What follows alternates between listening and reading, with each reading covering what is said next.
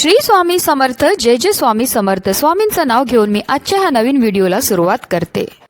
यंदा 13 फेब्रुवारी म्हणजेच शुक्रवारी आली आहे विजया एकादशी. दरवर्षी माघ महिन्याच्या कृष्ण पक्षाच्या एकादशी तिथीला विजया एकादशीचे व्रत हे केले जाते. शास्त्रानुसार एकादशी तिथी सर्वोत्तम मानली जाते. या दिवशी व्रत करणे महत्त्वाचे मानतात. हे एकमात्र असे व्रत आहे ज्याचे पुण्यफळ तुम्ही दुसऱ्या व्यक्तींना देखील दान करू शकतात. याशिवाय हे व्रत करणाऱ्या व्यक्तीला मोक्ष प्राप्त होतं. धार्मिक मान्यतानुसार जो व्यक्ती हे व्रत करेल त्याला शत्रूवर विजय मिळवता येतो. करिअर, व्यापार, नोकरीत येणाऱ्या सर्व अडचणी, बाधा दूर होतात. त्यामुळे या एकादशीला व्रत करून विधिवत पूजा आणि मंत्रपठण केल्याने देवांची कृपा प्राप्त होते. या दिवशी पिवळ्या वस्तूंचे दान करणे खूप शुभ मानले जाते, ज्यामुळे जीवनात सुख, शांती आणि समृद्धी येते. पौराणिक कथेनुसार प्रभू श्रीरामांनी लंका विजयापूर्वी या विजया एकादशीचा उपवास करून संकल्प केला होता. हा उपवास केल्याने भक्तांचे रोग आणि दुःख दूर होतात आणि शत्रूचा पराभव होतो. विजया एकादशीचे व्रत केल्याने मोठे पुण्य मिळते आणि कोर्टाशी संबंधित प्रकरणांमध्ये यश मिळू शकते. विजया एकादशीच्या दिवशी गोरगरिबांना पिवळे कपडे दान करणं शुभ मानलं जातं. यामुळे संपत्तीत वाढ होते आणि जीवनातील समस्या कमी होतात. तसेच या दिवशी आवर्जून तांदळाचे दान करावे. यामुळे आपल्या जीवनामध्ये सुख समृद्धी येते आणि पापांचा नाश होऊन मोक्षाची प्राप्ती होते. तसेच गायीच्या तुपाचं दान करणाऱ्याला समाजात मान सन्मान मिळतो. तसेच कुंडलीतील शुक्र आणि गुरुग्रहाची स्थिती मजबूत होते. तसेच एकादशीला तीळ आणि गुळाचे दान करावे. यामुळे आरोग्य चांगले राहते आणि मानसिक शांती मिळते. यंदा एकादशी तिथीला एक दुर्मिळ योग घडत आहे. या दिवशी भगवान सूर्य आपली राशी बदलून कुंभ राशीत प्रवेश करतील आणि पुढील 30 दिवस या राशीत भ्रमण करतील. याला कुंभ संक्रांत असे म्हटले जाते. कुंभ संक्रांतीला सौभाग्याने शिवयोग तयार होत आहे. मूळ आणि पूर्वाषाढ नक्षत्राचेही संयोग आहेत. या योगांमध्ये लक्ष्मीनारायणाची पूजा केल्याने भक्तांच्या प्रत्येक इच्छा पूर्ण होतात.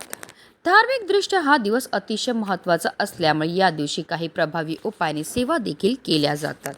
आणि म्हणूनच विजया एकादशीच्या दिवशी तुम्ही व्रत नाही केलं तरीही चालेल, पण प्रत्येक आईने आपल्या मुलांच्या उज्ज्वल भविष्यासाठी तुळशीला अर्पण करा. ही वस्तू अर्पण केल्यामुळे आपल्या मुलांच्या आयुष्यामध्ये असणारे सर्व दोष, अडचणी, संकट तर दूर होणारच आहेत, पण त्यांच्यावर कधीही कोणत्याही प्रकारचं वाईट संकट हे येणार नाही. तर ती कोणती वस्तू अर्पण करायची, कोणत्या वेळेत करायचे, त्याबद्दल सविस्तर आणि महत्त्वाची अशी माहिती मी तुम्हाला या व्हिडिओमध्ये देणार आहे. तर व्हिडिओ पूर्ण पहा आणि जर तुम्ही माझ्या चॅनलवर नवीन असतील तर चॅनलला सबस्क्राईब करा आणि शेजारी बेल आयकॉन सुद्धा प्रेस करा, जेणेकरून तुम्हाला माझ्या नवीन व्हिडिओचं नोटिफिकेशन हे मिळत राहील आणि तुम्ही एक पण व्हिडिओ मिस करणार नाही.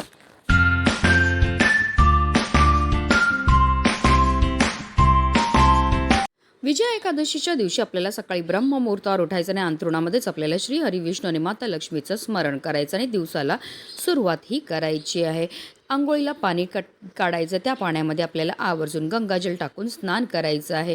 त्यानंतर स्वच्छ वस्त्र परिधान करायचे. जर शक्य असेल तर आवर्जून पिवळ्या रंगाचे वस्त्र परिधान करा. त्यानंतर आपल्याला सर्वप्रथम देवघरामध्ये दिवा हा प्रज्वलित करून घ्यायचा आहे, कारण कोणतीही सेवा किंवा कोणताही उपाय जर आपण अग्नीच्या साक्षीने केला तर त्यामध्ये आपल्याला निश्चित सफलताही प्राप्त होत असते. त्यानंतर आपल्याला सूर्यदेवांना जल हे अर्पण करायचं. जल अर्पण करताना ओम सूर्यदेवाय नमः, ओम आदित्याय नमः या मंत्राचा जप हा करायचे. त्यानंतर आपल्याला विधिवत श्री हरी विष्णू आणि माता लक्ष्मीची पूजाही करून घ्यायची. आता तुमच्याकडे फोटो असेल श्री हरी विष्णूंचा, त्यांना स्वच्छ पुसून घ्यायचं. तर मूर्ती असेल तर तुम्हाला तामणामध्ये घ्यायचं. त्यांच्यावर तुम्ही जलाभिषेक किंवा पंचामृताने अभिषेक हा करून घ्यायचा आहे. पुन्हा त्यांना स्वच्छ पुसून त्यांच्या स्थानावर ठेवायचं आहे. त्यांना अष्टगंध लावून घ्यायचं. पिवळी फुलं, पिवळी फळं अर्पण करून घ्यायचे. तसेच त्यांना आवर्जून तुळशीचं पत्र अर्पण करायचं. तुळशीची पत्र अर्पण करताना आपल्या मनातली इच्छाही व्यक्त करायची. असं केल्यामुळे आपली कितीही कठीणातील कठीण इच्छा ही साक्षात श्रीहरी विष्णू पूर्ण करतात. धूप दीप अगरबत्ती दाखवून घ्यायची आहे. माता लक्ष्मीशी सुद्धा आपल्याला पूजाही करून घ्यायची आहे. तसेच या दिवशी तुळशी मातेच्या पूजनाला सुद्धा विशेष महत्त्व हे दिलं जातं. त्यानंतर आपल्याला श्रीहरी विष्णूंच्या नामस्मरणाचा जप हा करायचा आहे. तुम्ही ओम नमो भगवते वासुदेवाय नमः या मंत्राचा जप करू शकतात. तसेच तुम्हाला विष्णू सहस्रनामाचं पठण किंवा श्रवणसुद्धा करायचं आहे. त्यानंतर आपल्याला एकादशीच्या व्रतकथेचं पठण किंवा श्रवण करायचं आहे. सर्वात शेवटी आपल्याला आरती करून देवांना नैवेद्य दाखवून व प्रसाद वाटप करायचं आणि त्यानंतर आपल्याकडनं झालेल्या कळत नकळत चुकांची आपल्याला क्षमायाचनाही करून घ्यायची आहे. अशा रीतीने आपल्याला पूजाही करायची आहे.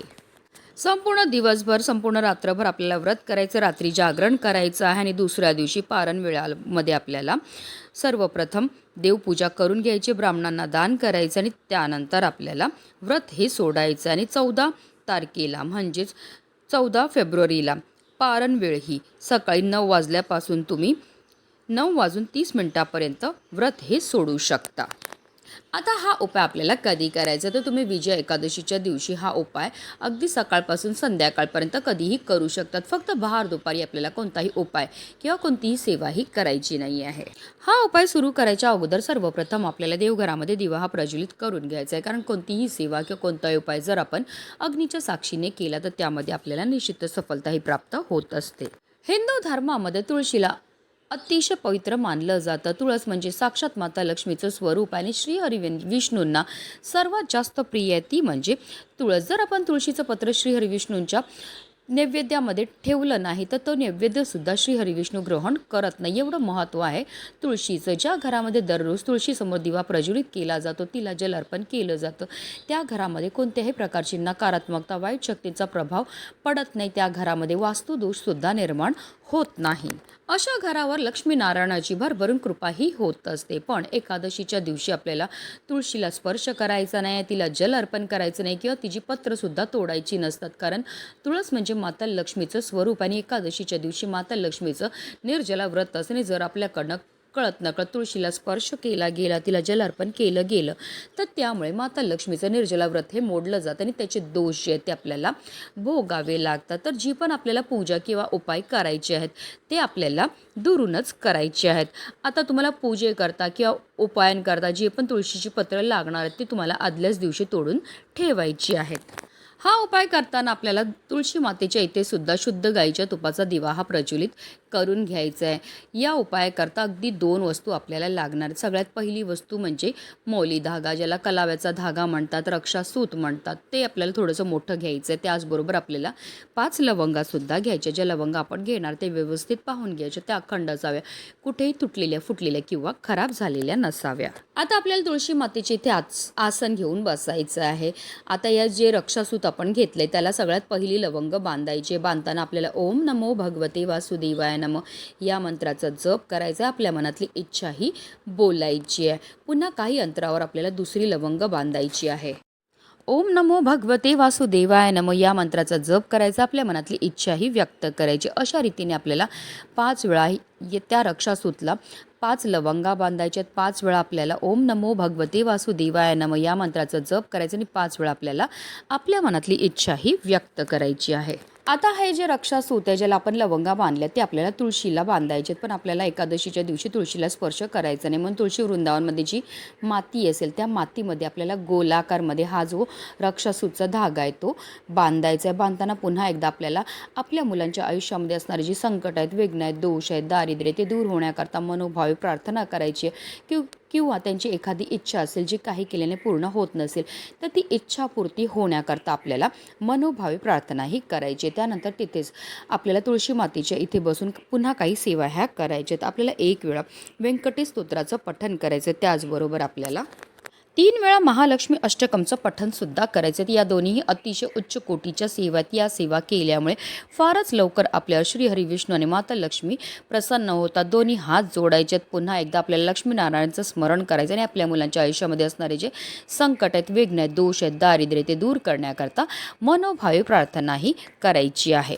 विजया एकादशीच्या दिवशी जी आई आपल्या मुलांकरता हा उपाय करेल त्यांच्या मुलांच्या आयुष्यामध्ये असणारे सर्व संकट, विघ्न, दोष दूर होऊन त्यांची प्रत्येक क्षेत्रामध्ये भरभरून अशी प्रगती होणार आहे. म्हणूनच व्हिडिओ जास्तीत जास्त लोकांपर्यंत शेअर करा, जेणेकरून प्रत्येकाच्या मुलाच्या आयुष्याचं कल्याण हो हीच मनामध्ये इच्छा.